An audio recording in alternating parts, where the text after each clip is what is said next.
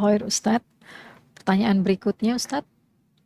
Bismillah Ustadz, saya mencoba menolong teman lama yang terjerumus menjual diri karena kebutuhan hidup.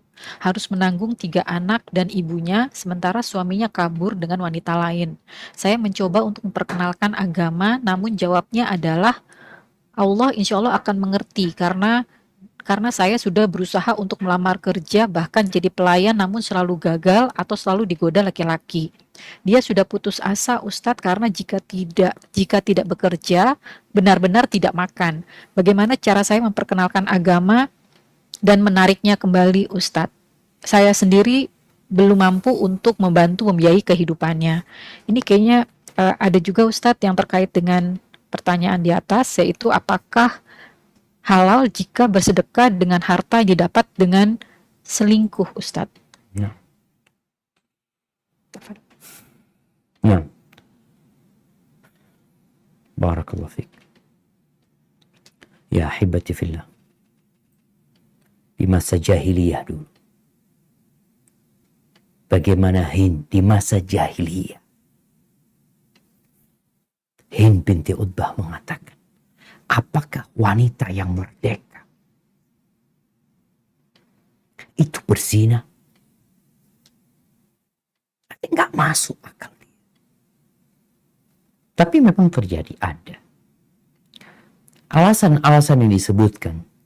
Jadi memang tidak sedikit di antara kita yang kurang yakin dengan rezeki yang Allah sudah tetapkan. Kita mencari rezeki itu bukan hanya dengan bekerja. Bukankah ada rezeki dari arah yang tidak disangka-sangka? Bagaimana perempuan ini akhirnya melacurkan dirinya untuk makan, untuk biaya hidup. Dia jadi pelacur. Dia lupa dengan murka Allah dengan pekerjaan. Kalau dikatakan Allah tahu dengan kondisi dia, Allah sudah menjelaskan. Allah turunkan Al-Quranul Karim.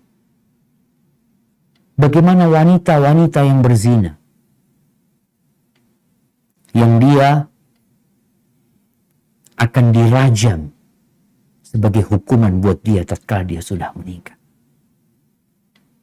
Kalau urusan rizki, innallahu warrazzaq dzul quwwatil matin. Ajak saudara kita untuk bertobat kepada Allah Azza wa Jalla. Kalau dikatakan tadi dia sudah berusaha untuk menjadi pelayan ya, kemudian tapi digodain sama laki-laki di sana, dia jadi pelayan digodain sama laki-laki, akhirnya dia menjual dirinya kepada laki-laki. Bukankah ini sebenarnya mata rantai setan? Maka bagaimana kita mengajak dia bertobat, mengembalikan dia bahwasanya Allah Maha Pemberi rizki kalau bicara pekerjaan. Banyak di antara kita itu yang maunya jadi pegawai. Oke, Anda nggak akan bicarakan tentang suaminya yang tidak bertanggung jawab, ya, keluarganya mungkin yang tidak memikirkan dia. Tapi seharusnya sampaikan kepada dia banyak pekerjaan. Banyak sekali pekerjaan. Nggak harus jadi pegawai. Kita melihat ada orang-orang yang jadi pemulung. Dia menjadi pemulung. Ada yang mencari kayu bakar. Ada perempuan-perempuan yang bekerja di sawah. Kalau kita lihat di kampung ini ya, itu kalau Anda lihat pagi hari ada perempuan-perempuan udah tua-tua naik pickup, di belakang dia naik pickup. Dia nanti dibawa ke satu kebun ya, di sana mereka menanam atau apa dengan gaji yang hanya 35.000. Dia bekerja dari jam 7 atau jam 6 sampai zuhur. 35.000 dia dapat. Harus panas-panas. Tapi sebagian orang nggak mau kerjaan yang kayak gitu. Ini kerjaan halal diridhoin Allah Subhanahu wa Ta'ala. Tapi dia cari kerjaan yang tidak capek, dapat duit besar. Maka mungkin perlu dikuatkan keimanan dia, diingatkan kepada bahwasanya Allah itu sudah memberikan segala-galanya kepada dia. Kalau dia benar-benar kembali kepada Allah, bertobat kepada Allah, Allah janji buat orang-orang yang bertobat, beristighfar, Allah akan berikan kepadanya kebaikan di dunia dan di akhirat.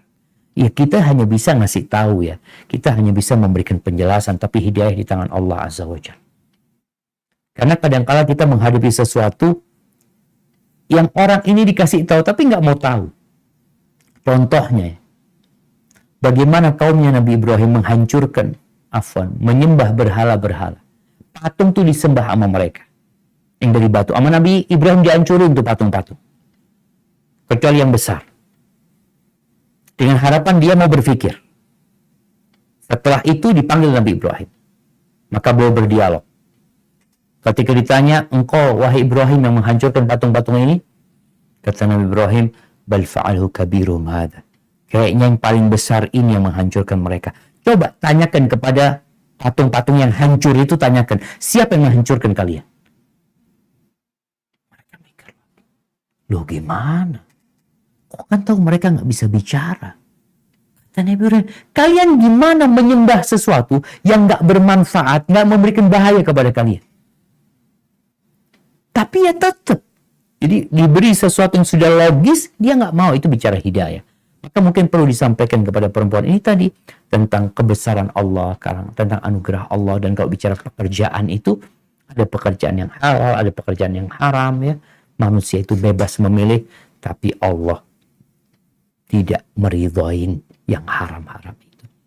Dan sampaikan kepada dia akan berpengaruh kepada anak-anak dia nantinya. Gimana kalau anak-anak makan haram kemudian dia jadi pelacur nanti. Kayak dulu yang terjadi di Surabaya ya, di Doli itu, dari nenek, ibu, anaknya semuanya pelacur. Karena kondisinya hidup di lingkungan yang seperti itu. Ada pembicara bagaimana sedekah dari hasil berzina atau hasil berselingkuh. Innallaha thayyibun la yaqbalu illa thayyib.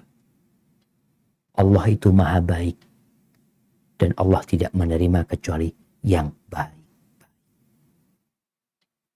Jadi kalau ada orang bersedekah dari hasil yang haram, ya Allah nggak akan menerima. Walaupun dia bersedekah setinggi gunung, kalau hasilnya tidak baik, maka Allah tidak menerima. Hadza wallahu a'lam bissawab.